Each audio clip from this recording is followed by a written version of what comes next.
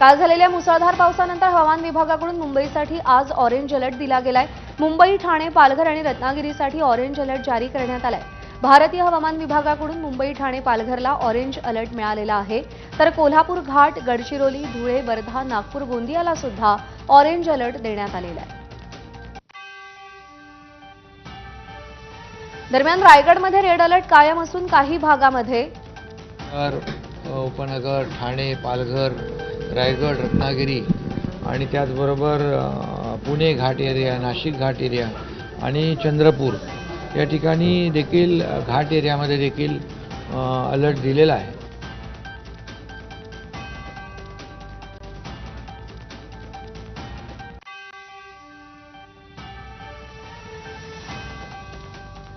दरम्यान रायगडमध्ये red alert कायम असून काही भागात अतिवृष्टीची शक्यता असल्याचंही हवामान विभागानं स्पष्ट केलंय। रत्नागिरी, सिंधुदुर्गात समुद्र खवळलेल्या स्थितीत असेल।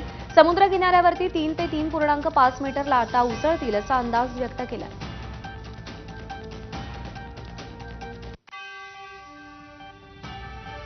दरम्यान पश्चिम रेल्वेच्या अप आणि डाऊन मार्गावरच्या 17 लोकल गाड्या रद्द करण्यात आल्या। रुळांवर पाणी साचल्यानं लोकल गाड्या रद्द करण्यात आलेल्या आहेत।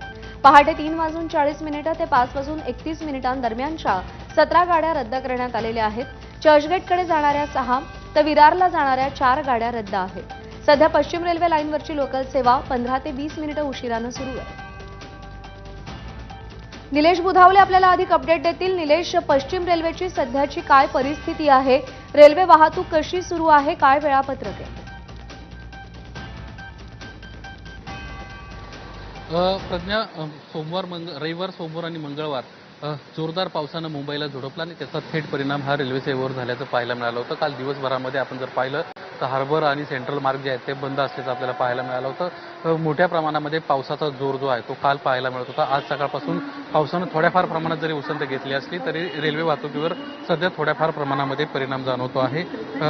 सध्या जी माहिती मिळते, अपडेट माहिती त्यानुसार 5 मिनिटं उशिराने पश्चिम रेल्वेची जी वाहतूक आहे ती सुरू आहे। पश्चिम रेल्वे मार्गावर काल अनेक ठिकाणी मोठ्या प्रमाणामध्ये पाणी साचलं होतं आणि पॉईंट फेल्युअरचा प्रकार झाला होता। त्याच्यामध्ये वसई विरार दरम्यान जलद मार्गावर आणि माटुंगा रोड दरम्यान धीम्या मार्गावर हे पॉईंट फेल्युअर झालं होतं आणि या बिघाडामुळेच प्रवाशांना लोकलमध्ये न थांबता ट्रॅकवरून चालण्यास सुरुवात करावी लागली होती। आज मात्र चित्र आपण पाहतोय की व्यवस्थितरित्या लोकल सेवा जी आहे ती सुरळीत आहे। जे सकाळचे चाकरमानी आहेत कामावर जाणारे ते देखील आपल्याला या ठिकाणी जाताना पाहायला मिळत आहेत। आज 5 मिनिटं उशिरानं जरी वाहतूक सुरू असली तरी आज देखील मुंबईला ऑरेंज अलर्ट जारी करण्यात आलेला आहे। त्यामुळं आज देखील नागरिकांना काळजी घ्यावी असं देखील आवाहन करण्यात आलेलं आहे।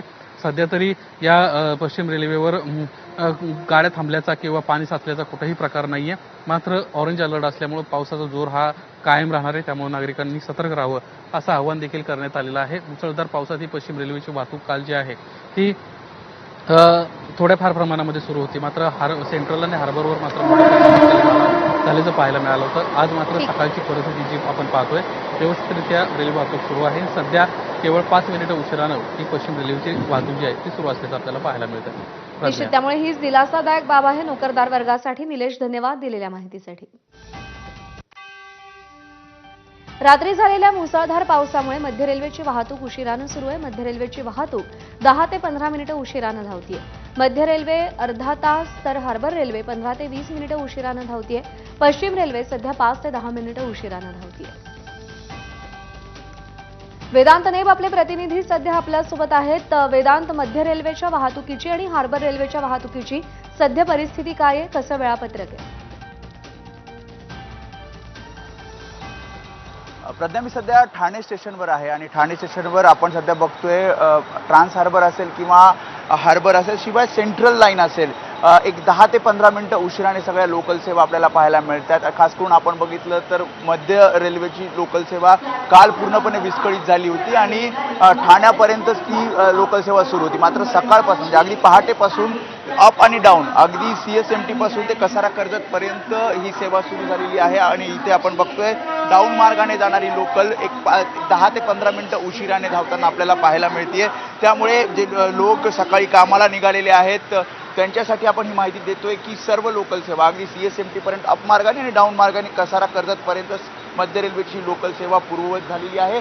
साधारणपणे एक 10 ते 15 मिनिटं उशीर लागतोय, मात्र ज्या प्रकारे आपण बघितलं ट्रॅकवर पाणी काल साचलं होतं ते पाण्याचा पूर्णपणे निचरा झालेला आहे आणि लोकल सेवा मध्य रेल्वेची आता पूर्ववत झालेली आहे आणि लोक जेव्हा कामाला जातील तेव्हा त्यांना कुठलाही अडथळा मध्य रेल्वेवर प्रवास करताना येणार नाहीये.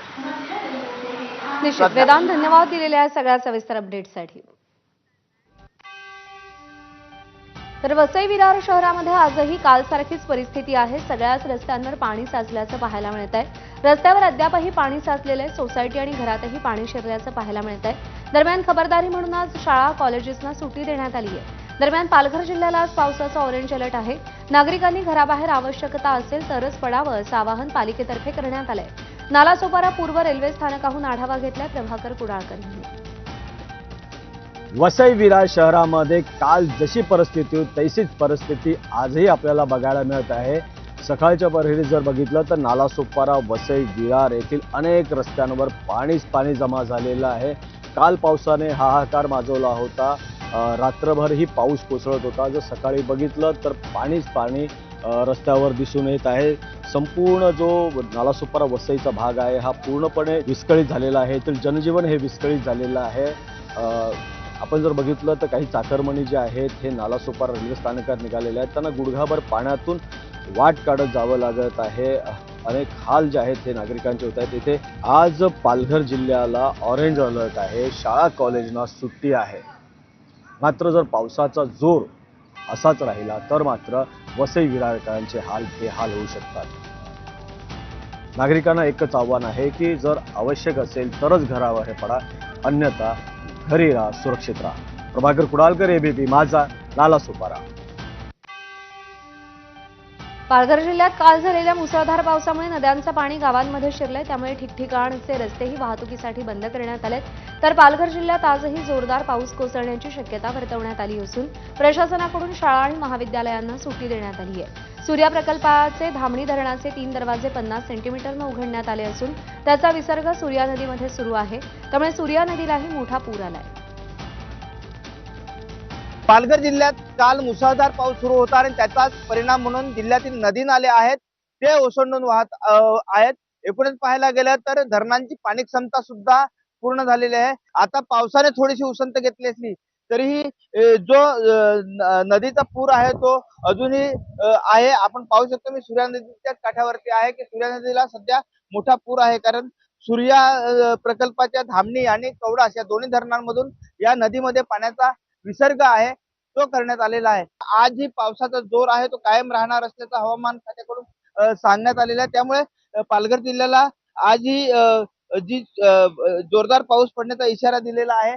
तर ह्याच कारणास्तव आज जिल्ह्यातील शाळा आणि महाविद्यालयांना सुद्धा सुट्टी जाहीर करण्यात आलेली आहे. एकूणच पाहायला गेलं तर काल जो पाऊस झाला त्याचा परिणाम जनजीवनावरती झाला. मात्र आता जो पाऊस थांबलाय त्यामुळे थोडासा दिलासा आहे तो आता नागरिकांना मिळतोय. संतोष पाटील, एबीपी माझा, पालघर.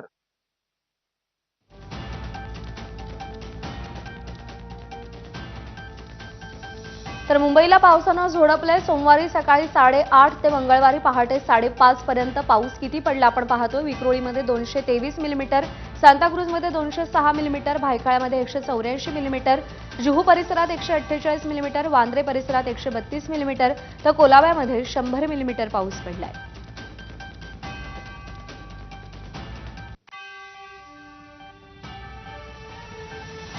पुण्यातील खडकवासला धरणातून 35,000 क्युसेकनं मुळा मुठा नदीपात्रामध्ये विसर्ग केला जातोय. त्यामुळे नदीलगतच्या गावांना आणि नदीपात्रालगत असलेल्या वस्त्यांना सतर्कतेचा इशारा देण्यात आलाय. मागच्या 2 दिवसांपासून पुण्यामध्ये संततधार पाऊस सुरू आहे. तर घाटमाथ्यावरती मुसळधार पाऊस कोसळतोय. सोबतच धरण साखळीत देखील मुसळधार पाऊस सुरू आहे. त्यामुळे पुण्याच्या आजूबाजूच्या 4ही धरणात मोठ्या प्रमाणात पाणीसाठा जमा झालाय. या सगळ्याचा आढावा घेतलाय प्रतिनिधी शिवानी पांढरे यांनी. पुण्यात मागील 2 दिवसांपासून मोठ्या प्रमाणात संततधार सुरू आहे आणि त्यामुळे पुण्याजवळच्या असलेल्या खडकवासला धरणातून 35,000 क्युसेकनं नदीपात्रात मुळामुठा नदीच्या नदीपात्रात पाणी सोडलं जात आहे. मी आहे सध्या पुण्यातल्या झेड ब्रिज परिसरात. या परिसरात बघितलं तर डेक्कनचा हा सगळा परिसर आहे आणि या परिसरात नदीपात्रात मोठ्या प्रमाणात पाणी आल्याचं आपल्याला पाहायला मिळतंय. एवढंच नाही तर खडकवासला, टेमघर, वरसगाव आणि या पानशेत या 4ही धरणात मोठ्या प्रमाणात पाणीसाठा झाला आहे आणि त्यामुळे नदीपात्रात विसर्ग करण्यात येत आहे. या 4ही धरणाच्या आणि नदीपात्राच्या आजूबाजूला जे काही वस्ती आहे, जी काही गावं आहे त्या गावांना सतर्कतेचा इशारा देण्यात आला आहे। आज दिवसभर देवेंद्र फडणवीस असू देत, मुख्यमंत्री, उपमुख्यमंत्री हे सगळे पुणे दौऱ्यावर आहे। मागील 2 दिवस पुणेकरांना या पावसामुळे मोठ्या प्रमाणात वाहतूक कोंडीचा त्रास सहन करावा लागला। यांना देखील वाहतूक कोंडीचा त्रास सहन करावा लागतो का, हे पाहणं महत्त्वाचं असणार आहे। कॅमेरामन राजेश बिडकर सह शिवानी पांढरे, एबीपी माझा, पुणे।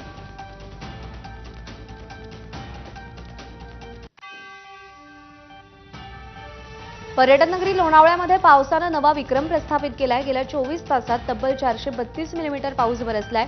आजवरचा हा सर्वाधिक पाऊस असल्याचं बोललं जात आहे। काल 10 तासात 150 मिलीमीटर पावसाची नोंद झाली आहे आणि त्यानंतर पुढच्या 14 तासात पावसाचा आणखी जोर राहिला। 282 मिलीमीटर पावसाची त्यामुळे नोंद झाली।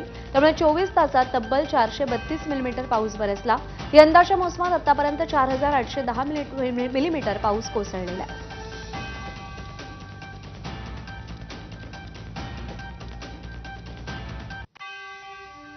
पुण्याहून सीएसएमटीकडे जाणाऱ्या सगळ्या ट्रेन रद्द करण्यात आलेल्या आहेत। पुणे मुंबई मार्गावरच्या सगळ्या एक्सप्रेस ट्रेन रद्द करण्यात आलेल्या आहेत। एकूण 7 एक्सप्रेस ट्रेन रद्द झाल्या असून 4 एक्सप्रेसचे मार्ग बदललेले आहेत। सांगलीतील पलूस तालुक्यातील आमणापूर येथील पूल पाण्याखाली गेलाय। पुलावरून रात्रीपासून पाणी वाहत असल्यानं हा पूल वाहतुकीसाठी बंद ठेवण्यात आलाय।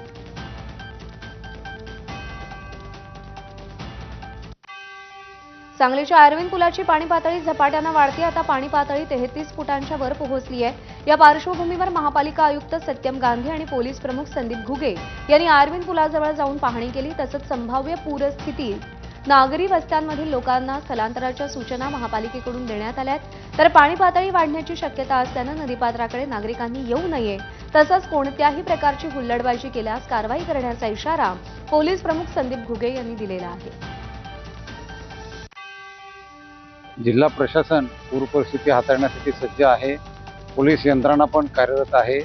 आपल्या सर्वांना माझं नम्र आवाहन आहे की आपणही सर्वांनी निश्चिंत राहायचे। प्रशासनाने दिलेल्या सूचना मात्र आपण सर्वांनी सहकार्य करा, त्या सूचनांचं पालन करा, पोलीस विभागालाही सहकार्य करा। सध्या पाणी पातळी जवळपास 24 फुटावर आहे। सकाळपर्यंत ते 30 फुटावर जाऊ शकतो आणि उद्या दुपारपर्यंत 35 फुटावर पण जाऊ शकतो।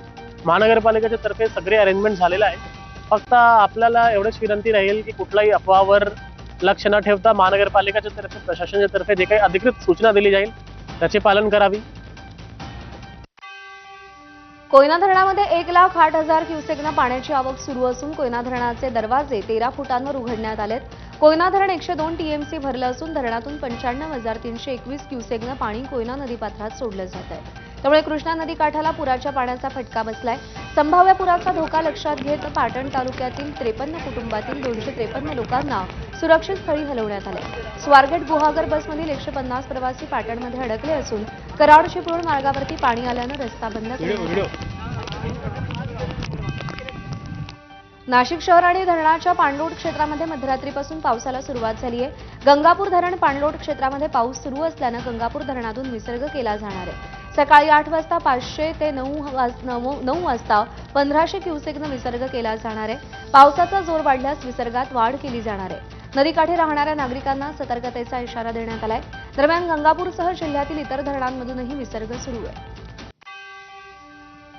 बातमी आहे मुंबईतल्या एका थरारक रेस्क्यू ऑपरेशनची। एकीकडे मुंबईमध्ये तुफान पाऊस सुरू असताना काल संध्याकाळी 6:15च्या सुमारास चेंबूर ते वडाळा दरम्यान एक मोनोरेल बंद पडली। या मोनोरेलमधील एसी बंद झाल्यानं प्रवासी अक्षरशः घुसमटले। ग्रेनच्या मदतीनं 2 तासांच्या अथक प्रयत्नानंतर प्रवाशांना बाहेर काढण्यात यश आलं।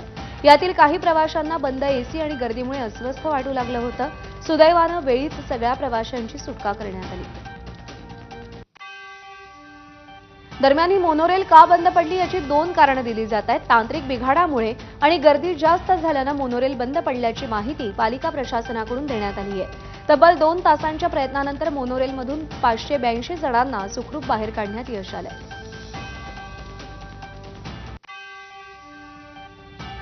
एक महत्त्वाची अपडेट आहे. केंद्र सरकार पंतप्रधान, मुख्यमंत्री, मंत्र्यांना हटवण्याचा कायदा आणणार आहेत.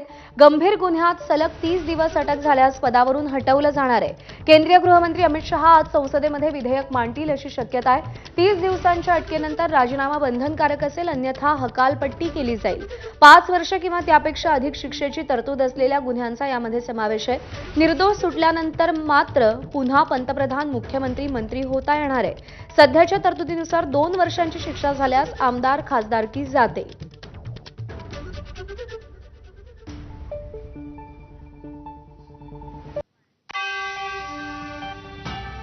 उपराष्ट्रपती पदासाठी एनडीएचे उमेदवार सीपी राधाकृष्णन आज सकाळी 11 वाजता आपला नामांकन अर्ज दाखल करणार आहेत.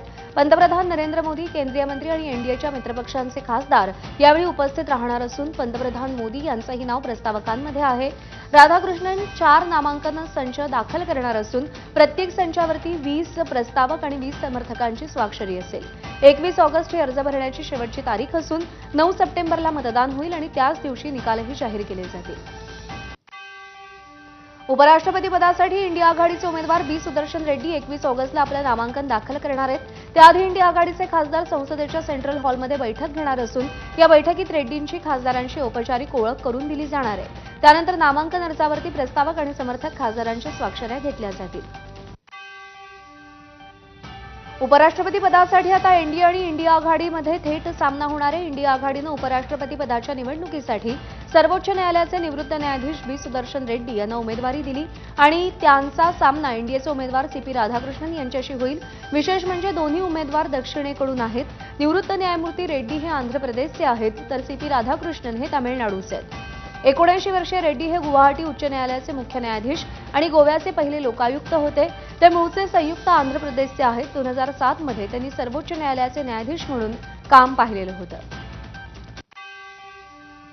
संगमनेरमधल्या कीर्तनावरून राज्यामध्ये वाद उफाळलाय. संग्रामबापू महाराज यांनी हिंदू मुस्लिम विधान केल्यानं गोंधळ उडाला. त्यावेळी संग्रामबापू महाराजांना धक्काबुक्की करत जमावानं वाहनावर हल्ला केला. या प्रकरणानंतर कीर्तनकार संग्राम भंडारे यांनी काँग्रेसचे नेते बाळासाहेब थोरात यांना जीवे मारण्याची धमकी दिली. आम्हाला आता नथुराम गोडसे व्हावं लागेल असं वादग्रस्त वक्तव्य त्यांनी केलं. त्यामुळे काँग्रेस आक्रमक झाली आहे. वारकरी संप्रदायातल्या व्यक्तींनी राजकीय भाष्य करू नये असं थोरात म्हणालेत. खोटे गुन्हे दाखल केले जातात असा आरोपही त्यांनी केलाय. पथ्य हेच आहे की राजकारण इथे नको, कारण इथे सर्व राजकीय पक्षाचे आपण एकत्र व्यासपीठावर येत असतो. एक बंधुभावाचं वातावरण तिथे निर्माण होत असतं. असं असताना कालचे महाराज, जे कोणी तथाकथित महाराज होते, त्यांनी तिथे राजकारण सुरू केलं, राजकारणावर भाषण सुरू केलं. पण विरोध तर नागरिक साहजिकपणे करणार आहे. नवी मुंबई यामध्ये आमदार रोहित पवार आज भव्य मोर्चा घेऊन सिडको कार्यालयाकडे जाणार आहेत. ब्रिटिशांकडून मिळालेल्या 4000 एकरहून अधिक जमिनीतून 2024 मध्ये 15 एकर जमीन सिडको अध्यक्ष संजय शिरसाटांनी बिवलकर कुटुंबाला नियम डावलून दिल्याचा आरोप रोहित पवारांनी केलाय. या प्रकरणात मोठा आर्थिक व्यवहार झाल्याचा दावा त्यांनी 2 दिवसांपूर्वी पत्रकार परिषदेतून केला होता. तर हाच मुद्दा घेऊन रोहित पवार सिडकोच्या कार्यालयावरती धडक मोर्चा घेऊन जाणार आहेत. या मोर्चामध्ये प्रदेशाध्यक्ष शशिकांत शिंदेही सहभागी होणार आहेत. लोकसभेचे विरोधी पक्षनेते राहुल गांधींनी केलेल्या मतचोरीच्या आरोपावरून सध्या राजकीय घमासान सुरू आहे. काँग्रेसच्या शिष्टमंडळानं राज्य निवडणूक आयुक्तांची भेट घेतली आहे.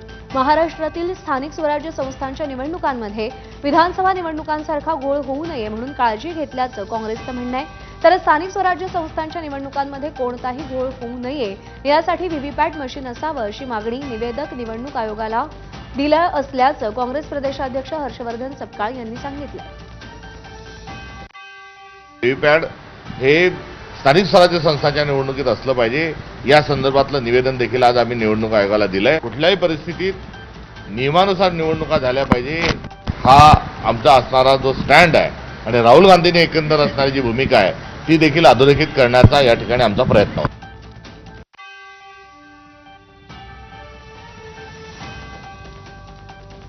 कडाडून विरोध आहे. मात्र काँग्रेसचे ज्येष्ठ नेते आणि माजी मंत्री डॉक्टर नितीन राऊत यांनी मात्र या प्रकल्पाला ठाम पाठिंबा दर्शवलाय. नागपूर, मुंबई, गोवा असा विकासाचा गोल्डन ट्रायंगल तयार होईल असा दावा करत राऊत यांनी मुख्यमंत्री देवेंद्र फडणवीस यांच्यासमोर या संदर्भात प्रस्तावही सादर केला. त्यामुळे शक्तीपीठ महामार्गाच्या मुद्द्यावरून काँग्रेसमध्ये जोरदार अंतर्विरोध असल्याचं दिसून येत आहे. बातमी आहे एबीपी माझाच्या इम्पॅक्टची. पुण्यातील जलसंपदा विभागाची तब्बल 153 एकर जागा सरकार जमा करण्याची प्रक्रिया आता सुरू झाली आहे. ही जागा सुभाष सामुदायिक शेतकरी सहकारी संघाला कचण्यासाठी देण्यात आली होती, पण त्यांनी ती अविनाश भोसलेंच्या बिल्डर कंपनीकडे देण्याचा निर्णय घेतल्याचं एबीपी माझानं उघड केलं होतं. त्यानंतर निर्माण झालेल्या वादानंतर आता जलसंपदा विभागानं जागा परत घेण्याचं पाऊल उचललंय. पिंपरी चिंचवड शहरामध्ये हुंड्याच्या छळामुळे पुन्हा एका विवाहितेचा बळी गेलाय. दिव्या सूर्यवंशी असं या 26 वर्षीय विवाहित महिलेचं नाव आहे. नवरा आणि सासरच्या कुटुंबाच्या जाचाला कंटाळून दिव्यानं आत्महत्या केली आहे. वाकड पोलीस स्टेशन हद्दीतील उच्चभ्रू सोसायटीमध्ये ही धक्कादायक घटना घडली आहे. दिव्याच्या मृत्यूला कारणीभूत ठरलेल्या हर्षल आणि त्याच्या कुटुंबियांविरोधात कठोर कारवाई करावी अशी मागणी मृत दिव्याच्या नातेवाईकांनी केलेली आहे. नाशिकच्या मालेगावमधील अवैध गर्भपात केंद्रावरती पोलिसांनी धाड टाकली आहे. सोयगाव भागातील एका बोगस डॉक्टरकडून अवैध गर्भपात सुरू होता. या प्रकरणी बोगस डॉक्टर 2 महिलांसह 4 संशयितांना पोलिसांनी ताब्यात घेतलंय. तर गर्भपात सुरू असलेल्या महिलेला पुढच्या उपचारासाठी शासकीय रुग्णालयात दाखल केलं. भिवंडी तालुक्यातील पूर्णा ग्रामपंचायतीतील मधुसूदन कंपाऊंड इथल्या केमिकल साठवलेल्या गोदामाला सकाळच्या सुमारास भीषण आग लागली होती. तर केमिकलवरती पावसाचं पाणी पडल्यामुळे आगीचे मोठे स्फोट झालेत. तसंच मुसळधार पावसामुळे अग्निशमन दलाच्या गाड्यांना घटनास्थळी पोहोचण्यास अडचण निर्माण झाली होती. मुंबईच्या अंधेरीतील L&T कंपनीमध्ये आग लागली. शॉर्ट सर्किटमुळे कंपनीच्या बेसमेंटमध्ये आग लागल्याची माहिती आहे. रायगडमधील कोलाड परिसरात एका ट्रान्सफॉर्मरला अचानक आग लागून तो पूर्णतः जळून खाक झाला. आग लागल्याचं लक्षात येताच परिसरात भीतीचं वातावरण निर्माण झालं होतं. घटनेची माहिती मिळताच कोलाड विभागातील MSEBचे कर्मचारी तात्काळ घटनास्थळी दाखल झाले. सुदैवानं यात कोणतीही जीवितहानी झाली नाही.